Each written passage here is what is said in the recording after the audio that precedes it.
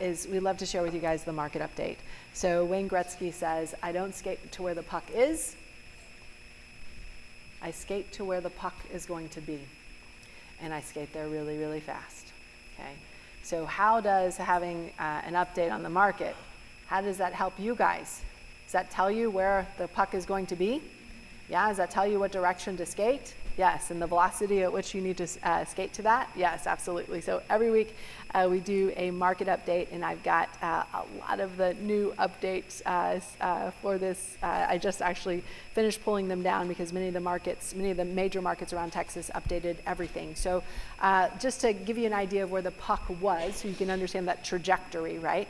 The 2021 full year results for sales volume was up 6.1% in all of Texas. We sold over 416,000 units in 2021.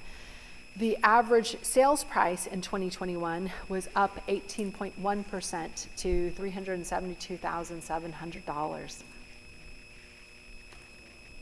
That feels like a lot, all right? Guess what? It's going to happen for the rest of this year and probably for the next several years, even in an inflation, and in fact, especially because of an inflationary environment, right? And even in spite of the fact that we're going to have some interest rate increases over the course of this year. And the war. And the war, yes. Yes, so 2022 forecast, sales volume will be up. We expect it to be up by about 5% versus 2021. Not as high up in 2022 versus what it was in 2021.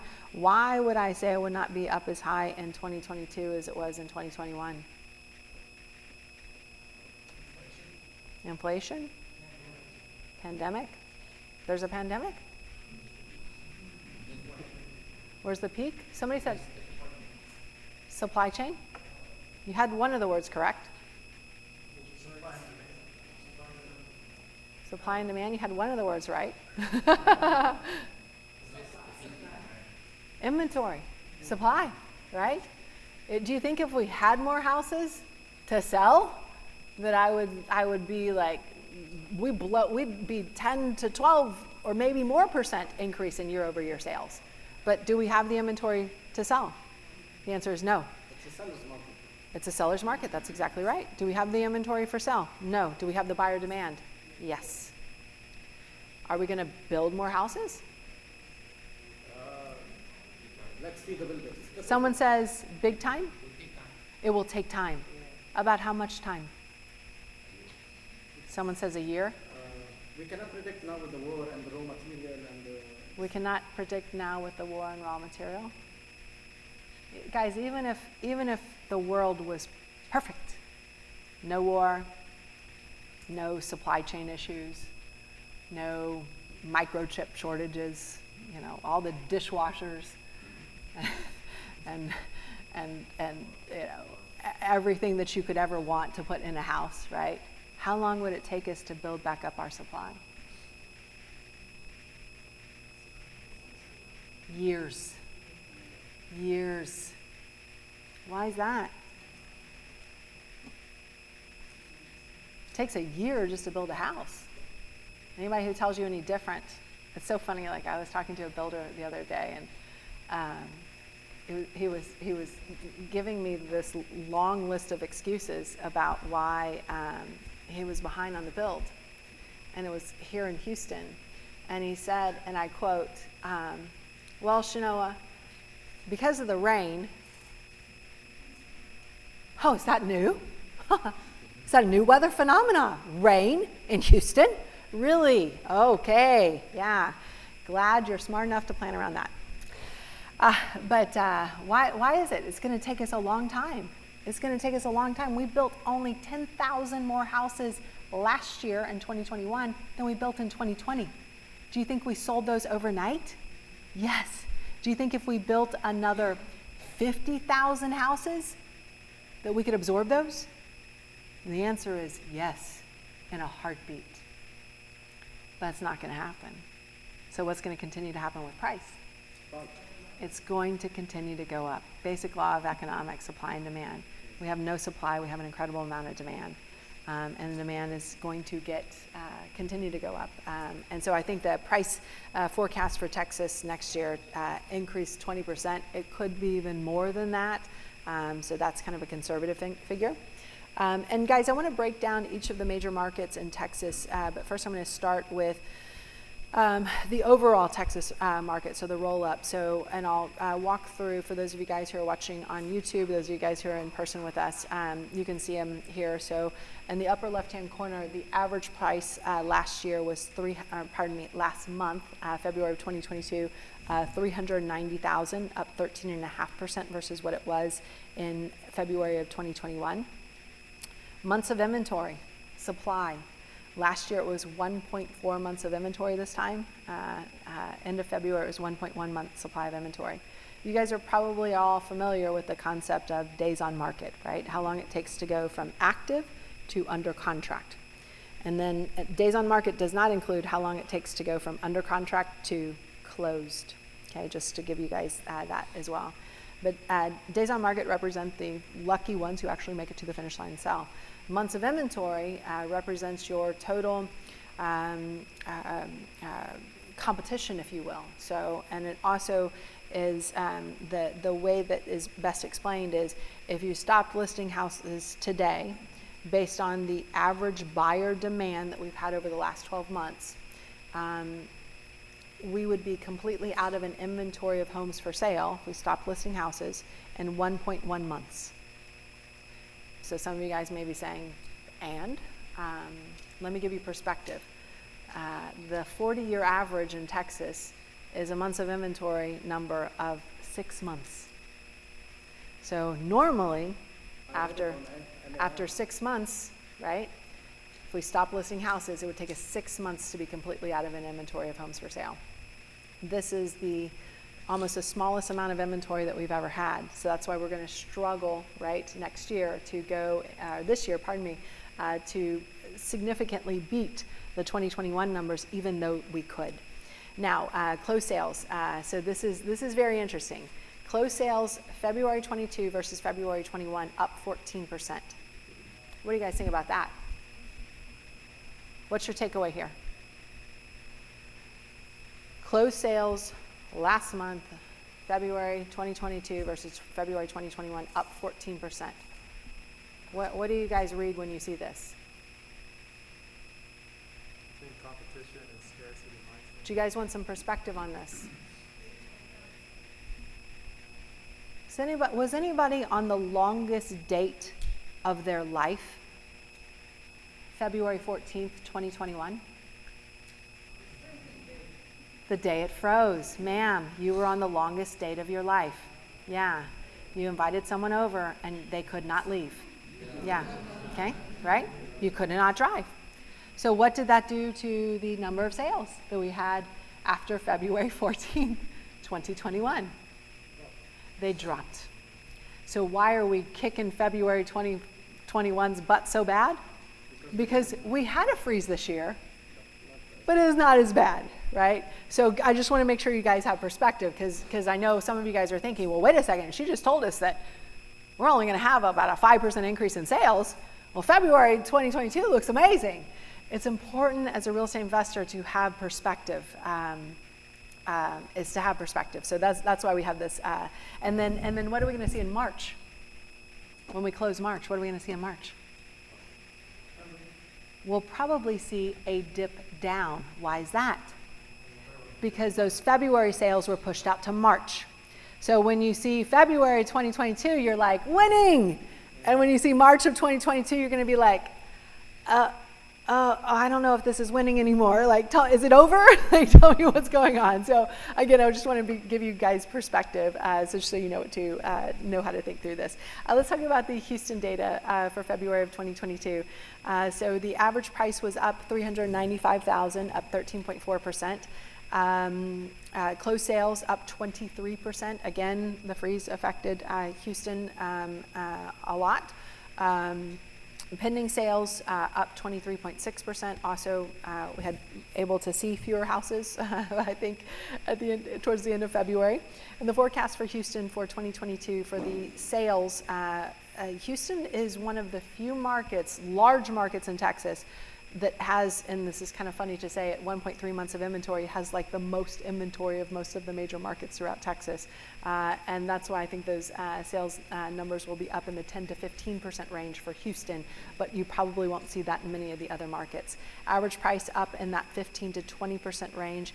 For Dallas and Fort Worth, the average price $430,000, up 13% versus where we were last month. Those closed sales up 7%, also because of the storm last year really affected Dallas more so than it affected Houston. Right now, Dallas is operating on 0.9 months of inventory. And the forecast for Dallas for 2022 sales, we expect sales to be up in the 1 to 3% range. Dallas was the only major market in Texas last year that had a small reduction in sales. It was only down 1%, but this year I expect it to be up in the 1 to 3% range. The forecast for the average price also up in that 18 to 20% range. In Austin, average price $606,000, up 20.4% versus what we saw in February of 2021. Right now, Austin is operating on 0.4 months of inventory. So basically, if they stopped listing houses in Austin today, in 2 weeks they would be completely out of the supply of homes there.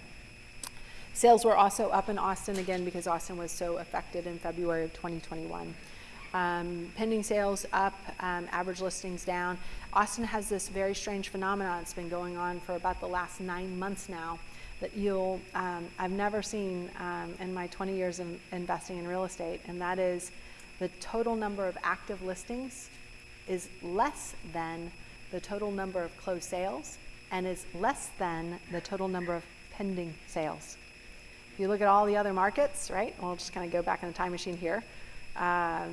If you look at Houston, for example, closed sales 7,300, pending sales 9,300, total active 20,000. For the first month, we're seeing in Dallas that phenomena start to happen too. For the first month, we're seeing that phenomena start to happen in Dallas as well.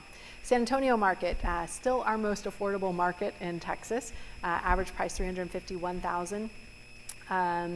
Sales, and I'm only reporting the January numbers for San Antonio because they haven't closed their books yet. Typically they close their books around the 3rd week of the month, so it should be any day.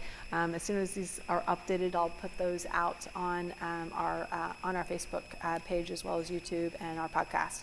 But last month their sales were down 1%. The forecast for San Antonio sales should be up in the 3 to 5% range, partially because again they have a little bit more inventory.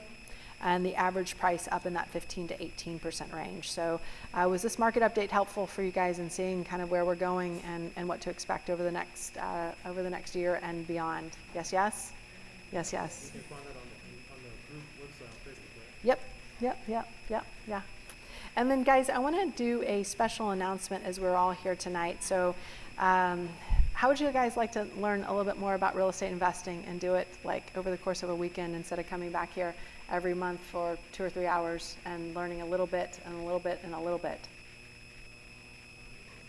Yeah, let's get it now. Let's do it now. My right brainers are like, yeah, now is good. Like, lock the doors, we're gonna have an all-nighter in here, okay? So what we've done over the last 2 years is given us a chance to rethink how we run a real estate investor association. So when we first joined our local real estate investor association, they were doing what every association in America does, which is basically, hey, come back every month, we'll talk about real estate investing, we'll share with you some tips and pro tips and strategies, and maybe after a couple of years you'll know everything that you need to know about investing. And what we found is, well, that doesn't happen fast enough for most people, right? So what we've done is we've compressed our training, which we give every single time we get together, but we compressed our training into a weekend workshop where we go over the 12 investing strategies that we've used to not just survive but thrive no matter what the market has thrown at us. And over the last 20 years, it's probably been one of the wildest rides in real estate investing. So we talk about how we pivoted our business and the different strategies that we use. We also talk about the different marketing campaigns so that you can find these properties before they get to the MLS, right? And guys, let me tell you, your deal is not on the MLS. Houses on the MLS right now are selling at about 99% of list price, okay? You gotta find your deals off of the MLS. MLS is only one strategy to be able to find deals. But the other 64 strategies that we're going to talk about over the course of this weekend will be able to unlock these deals before anybody else sees them and before all that competition comes in, which is what you'll find on the MLS. We'll also go over our sales scripts, so what we call the exactly what to say for the real estate investor. So James was kind enough to come up and talk to us earlier about some of the issues that he's having, right? And so I gave him some of the words to say and some of the different ways to think about it to be able to navigate an objection, a typical objection that we get from a seller. So we're going to go over all of the objections that we've gotten, talking to well over 1,000 sellers, and reading some of the best strategy and negotiation books that have been written. We'll also explain to you how you can partner with other investors, get access to funding. And one of the things that we decided to do about 2 years ago, exactly 2 years ago, is we decided we were going to do this training for free. And we were only going to do it for the 2 weeks that we were in shutdown, and then 2 weeks turned into months, right? And then we decided we were going to do it as long as anyone was wearing a mask. So if you see someone to your right or to your left wearing a mask, you can thank them because they're the only reason that we are still doing this for free. Yes, thank you, sir. Thank you, sir. Yeah, they don't thank you. I want to thank you. So guys, we're doing this training. We've got these 3 days training set up. We have them set up. The next one we have is in Dallas, April 1st, 2nd, and 3rd. The next one for Houston is April 8th, 9th, and 10th. The next one for Austin, April 29th, 30th, and May 1st. Now, guys, you are welcome to attend any one of these. You get to attend one time for free. After that, yes, I will charge you, but you get to attend one time for free. You guys can either attend in person or you can attend online. So we're doing it also via Zoom. So if you know of which one is better for you, just write that one down. And guys, you can get started on this. For those of you guys who are in our live audience watching in person with us, just pull out your camera and point it at the QR code. After you do that, you'll have a pop-up from your Safari, so just click on that, and you guys can get registered for that right now. You can get registered for that right now. So that's through, if you have an older phone, no worries, just pull up your browser and go to texasstarterkit.com. If you have a flip phone, then I don't think I'm going to be able to help you get registered for the event, and I'm probably not going to be able to help you be a real estate investor either. I'm just saying.